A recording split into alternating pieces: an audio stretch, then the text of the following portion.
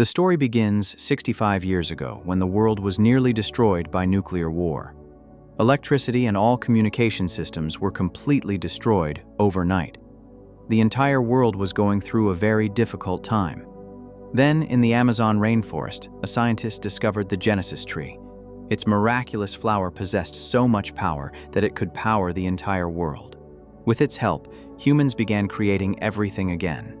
After this discovery, all Genesis trees came under government control. 90% of children born after this nuclear war began to suffer from genetic problems. To solve this problem, scientists inserted the flower from that tree into human DNA. After this, every human being began to be born with some kind of power from their mother's womb. Some had exceptionally better hearing, others had exceptionally better eyesight.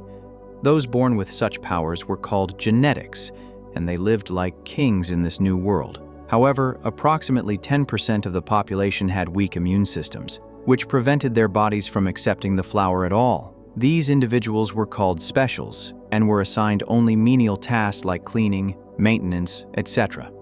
We now see Chloe at the Genesis Institute, currently on a class trip disguised as a student, and her wheelchair-bound partner, Leon, arrives disguised as a cleaner. With everyone's attention diverted, Leon unlocked the locked door with a device and entered the private area. Checking the map, he discovered 2 guards standing nearby. So he sent a small mouse-like toy there. The guards chased it and caught it, and the rat released a sleeping gas that knocked both guards unconscious. Leon took their keys, went to the ventilation system, and connected the gas tank. The sleeping gas penetrated the pipes, putting the scientists to sleep. Then he put on a mask and tried to enter the lab, but his code was wrong. He called Chloe and asked her for the correct code. In the main lobby, Chloe heard some boys talking about the specials, saying they should be killed. Chloe started a fight with them, and the other boys also started to provoke them. A guard came running. Chloe pretended to be helpless and asked for help, then stole a notebook from his pocket. In the notebook, she found the correct code, which she sent to Leon. Once he had the code, Leon quickly entered the lab. He took out his mother's old watch, which read, "We are all one. We are all equal." Reading this gave him courage.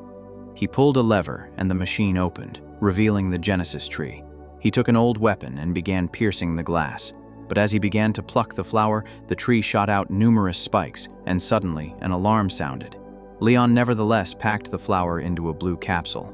An announcement was made that the building was going into lockdown, and everyone had to leave as soon as possible. Chloe wanted to wait for Leon, but the guard sent her out with the other students. Luckily, Leon also came out in time. Outside, Leon deliberately bumped Chloe and knocked over her teddy bear. He hid the capsule inside the teddy before returning it. When the guards checked Leon's pockets, they found only a watch. They made fun of the inscription on the watch and called Leon a freak. One man was carefully checking all the students, but even he didn't think the flower might be hidden inside the teddy. A while later, Chloe and Leon were watching the news on a big screen on the street. Senator Frank was telling people, "Why only before birth? We can use the flower even after birth." Then, the famous singer, Mira, arrived. She announced that she was giving a free tour of the district for people without power, encouraging everyone to live together. After transforming his appearance, Leon explained to Chloe that politicians and celebrities only create drama. They don't care about people like us.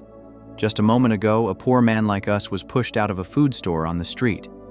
Then we saw a cleaner wiping something off the window. It read, "Death to the genetics," which meant that not everyone was happy to see genetics. Meanwhile, Mira's manager told her that the situation was becoming dangerous. The special district where the 10% of people live who were not affected by the flower is already very risky, and the crowds will be too large, so the autograph session will have to be canceled. Mira didn't like this at all. She said, "Unity won't come this way. I have to get in front of people. I have to make them feel like me." She refused to cancel the event. As Chloe and Leon were leaving for home, the guards at the gate of the special district checked their IDs. Leon went shopping while Chloe was watching Frank's interview on TV. Frank was saying that he had created a medicine that would allow the 10% of people who hadn't gained their powers to experience it. They could now be made like everyone else. Chloe was overjoyed to see this, but Leon said it was all a lie. Then they both went home to a small workshop. Chloe grows plants there and Leon creates devices. Leon extracts the powerful parts of flowers and uses them to create unique prosthetics for disabled people, allowing them to live a normal life. Their daily expenses are covered by the client's money. After finishing their work, a man from the genetic district called and said, "I need something fixed." Chloe refused, saying, "We don't go anywhere to fix things. You have to come to the shop." But when Leon heard that the man would offer 3 times the payment, he said, "No one will come." Chloe was frightened, as this was a bit illegal. Leon explained to her that he knew the entire route, where the guards were and where they weren't. He could enter without anyone noticing. Now they both arrived at an expensive restaurant. The cook let them in through the back door. He was just like them. He had a mechanical suit that allowed him to walk despite being disabled. Suddenly, a gang member called Antigenetics broke in and cut off the power. Leon finished fixing the suit. The cook said, "I'll go and see how the power went out. I'll get your money too." The gang then began destroying the restaurant and killing people with special powers.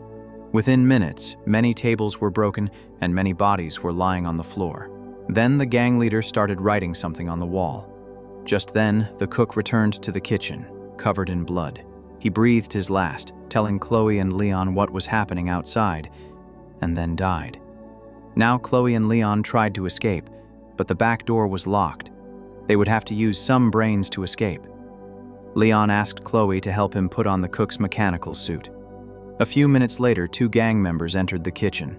They only saw the dead cook as Chloe and Leon were hiding. They were talking, writing on the wall about a small show tomorrow and a big project the next day. One of the gang members tried to offer some ideas, but the boss threatened him with a knife, saying there would be no changes to the plan. "Okay?" One man dropped a piece of paper, and Chloe picked it up.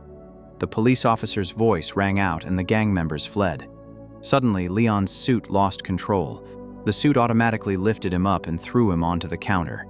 When the 2 men came after him, Leon fought them off using utensils and hot water. During the fight, the boss's flesh swelled, revealing his face. The goons pinned Leon to the counter, and Chloe jumped to his rescue. Leon then threw flour at the goons and decided to escape quickly. He and Chloe ran toward the exit. With the suit's power, Leon broke down the door and they both escaped. Outside, Leon found it difficult to walk in the suit, so Chloe supported him and carried him into an alley. Police cars passed by but couldn't see them. Chloe calculated that the leg of the suit was slightly broken, so she supported Leon home. The next day, reporters covered the entire case. They showed Leon and Chloe in a photo taken by security cameras. The media started spreading rumors that they might also be gang members. All information was collected to be sent to the police. Captain Hughes of the Special Forces said, "This area for people without special powers has become a hotbed of crime. We will soon raid the special district." Leon and Chloe were terrified because they recognized him. He was the leader of the same gang whose face they had seen in the fight the previous day. Chloe opened the paper and discovered it was a flyer for Mira's concert with a small map inside. They understood that the gang would attack the concert and blame people like them. Terrified, Leon started packing up to leave town. But Chloe said, "We have to save the people. Only the 2 of us know where the attack is going to take place. Many innocent people will die there. Will we let this happen?" Leon said, "What can a man with no lower body movement and a 12-year-old girl do?" Hearing this, Chloe burst into tears. She said, "Brother, you're a fool yourself," and ran away. Leon couldn't stop her even if he wanted to. A flashback then shows a young Leon sneaking into his father's office to check his file. There, he discovered he was special. As soon as his father learned he was special, he arrested him. Remembering all this and looking at his mother's watch, Leon decided he had to do something. A few hours later, Chloe returned and saw Leon adjusting his suit. She helped him put it on. Leon tried his hands and legs a little and said he would capture Hughes and make him confess. Leon made weapons for himself from some scrap materials and demonstrated his ability to bend even iron. Chloe noticed special wires inside the suit and ran to create a chemical to activate the weapons. At that very moment, Mira was performing in a concert in the special district. The crowd, seeing her, went completely wild. People started pushing the fence. Security was barely holding them back. After the concert, Mira was about to board a bus when the guards knocked out her security and manager. Then the rebels arrived in a truck and began writing their message on the walls. Hughes threatened Mira to come with them quietly, or else they would suffer. Just then, Leon arrived wearing a suit and mask. He jumped down from the balcony and began attacking. But Chloe's chemicals caused plants to grow inside his suit. Seeing this, the goons laughed, but Leon used those plants. One man collapsed from the gas. Another became entangled in vines. Chloe called out to Mira from a stolen car, while Leon began fighting with Hughes and his men. Leon was initially landing some powerful punches, but then the entire gang surrounded him and pinned him down. Then Chloe hit a man with her car. Leon took the opportunity and got into the car, but Mira started screaming. There was no time to explain, so Chloe quickly drove away and took everyone away. They both quickly reached the house and locked the doors. Outside, the gang members were searching for them on the streets. Meanwhile, on TV, reporters were reporting that an attempt had been made to kidnap Mira, but an unknown hero saved her. Meanwhile, Mira saw Leon injured. She quickly bandaged his wounds and told him that she originally wanted to be a doctor. Chloe drew Leon exactly like a flower hero, which Leon didn't like at all, but Mira said, "It's fine if it's not there." Leon then told Mira the truth about Hughes. Mira replied, "Look, I want to go home as soon as possible. I have an event with Frank tomorrow at the family center." Leon suspected that Frank would be the antigenetics gang's next target. They had attacked Mira today, so they would definitely attack Frank tomorrow. This gang was against enhancements or changes that occurred after birth. They believed that what one was born with was what it was. Mira wanted to alert the police about all this, but Leon refused because Hughes is also a police commander. They then made a plan, together. The next day, Mira and Leon went to the family planning center, acting as if they were a newly married couple who wanted to have children. Mira was famous, so she told the doctor, "Sir, I haven't made an appointment or told anyone about my husband to date because I want to protect my family from the media." Leon somehow convinced the doctor to give him a tour of the facility. During this, Leon cleverly stole a key. Then he distracted the staff, saying that Mira would now perform for everyone. With this, they gathered everyone in a room. Just then, the antigenetics gang arrived, and Leon confronted them in the lobby. When the goons attacked him, Leon released gas bombs, which even melted their masks. Initially, Leon was fighting very well, but there were too many people. They pinned him down, and the goons began to beat him together. Hughes pulled off his mask and began punching him repeatedly in the face. Suddenly, Frank's security arrived, and the goons fled. Mira explained that she had called Frank because she understood there were too many goons and that Leon wouldn't be able to handle them alone. Leon asked why the guards hadn't followed the goons. Frank said, "You were more important to us than them." It turned out that Frank was actually Leon's father. Chloe was completely shocked to hear this. She was left wondering how Leon had lied to her all along, saying his father was dead. She stormed off in anger. The reporters came in, and Frank's politician mode kicked in. He declared, "My son is proof that the gap between genetics and those who haven't worked on the flower has widened significantly. So, vote very carefully tomorrow." A week later, it was announced that Frank's project had been approved by almost everyone. Numerous buses arrived at the special district, and all the poor people were sent to a medical camp outside the city. After this treatment, they would be free of any shortages. Therefore, their living quarters, the special district, would be opened and everyone would live together comfortably. There would be no restrictions. At the medical center, Leon asked, "Where is Chloe?" But Frank replied, "We couldn't find her." When Leon mentioned Hughes, Frank changed the topic. He said, "Don't worry about all this, I just want to treat you." Leon reminded him that when he tried to treat his mother, she died. "Do you remember?" Frank apologized and admitted his mistake. He explained that his mother had left a letter, "But I was afraid to give it to you until today. By the time I could muster the courage, you had left home." Leon opened the letter. His mother had written, "I'm sorry I had to leave you all. I wanted Leon to be a good man." But she was afraid that Leon's anger would eat away at his heart and turn him bitter. She said, "Son, learn to forgive people, because no one stays with you until the end." Reading all this, Leon began to cry, remembering his mother. Mira came over and took Leon outside for some fresh air. While walking outside, Leon saw Chloe and apologized to her. How could Chloe stay angry with her brother for so long? Then Leon explained, "I think Frank caused all the attacks. They have arranged for his project to be approved, but before they can catch him, they must find evidence against him." Chloe gets an idea and borrows a camera from a man with an eye prosthetic. Meanwhile, the doctors announce the name of the next patient. Meanwhile, in the lab, Chloe sneaks into the vents and starts recording. Hughes and Frank are talking. Their conversation makes it clear that they were the ones who orchestrated this. While anesthetizing some of his patients, Frank explains his plan. He wants to remove a specific gene from their brains. He would then inject that gene into those with special abilities.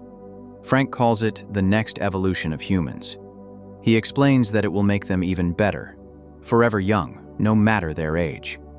He doesn't care about the special people or the disabled. He only wants to use these people to extract that gene. A little while later, Chloe played the recording to everyone in the tent. Mira cried and apologized to everyone present because she had no idea. Leon reiterated his mother's message. "We are all equal. We have no flaws. We are human too." Saying this, he provoked everyone into a fight. He said, "I want my suit at any cost." Chloe replied, "I already stole the keys to the storage."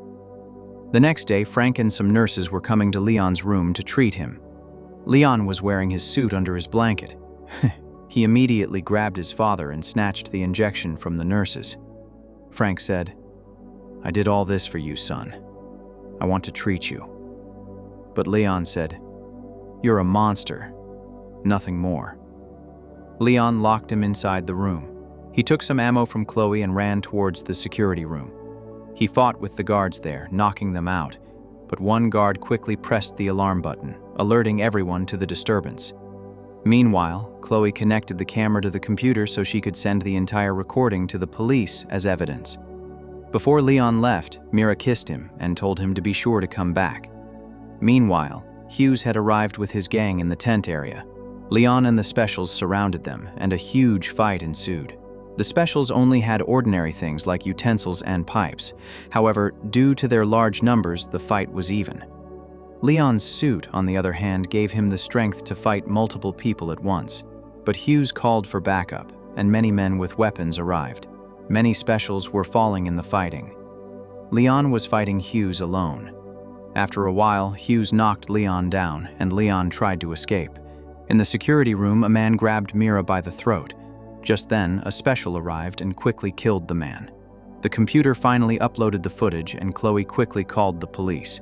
In the lab, Leon was crawling for his life. Hughes came from behind and attacked him. Now they were fighting among the tables and control panels. Leon opened the Genesis tree machine and threw an object, causing a crack in the glass. After this, Hughes grabbed Leon, hit him again, and threw him onto the machines, shattering the entire glass. Hughes was about to kill him when Leon suddenly plucked a flower. By now, he had learned that plucking the flowers would cause spikes to emerge from inside the tree. They pierced Hughes' face, causing him to fall. The police arrived and arrested all of Frank's men. They also found a wealth of evidence. Just then, Chloe and Mira ran to see Leon, and this time, Leon stepped forward and kissed her. A week later, all the news channels were exposing Frank's nefarious plan. Frank himself had fled. Anyone could go anywhere. If you enjoy what we do here, please like the video and subscribe to this channel to keep us motivated. See you on the next video.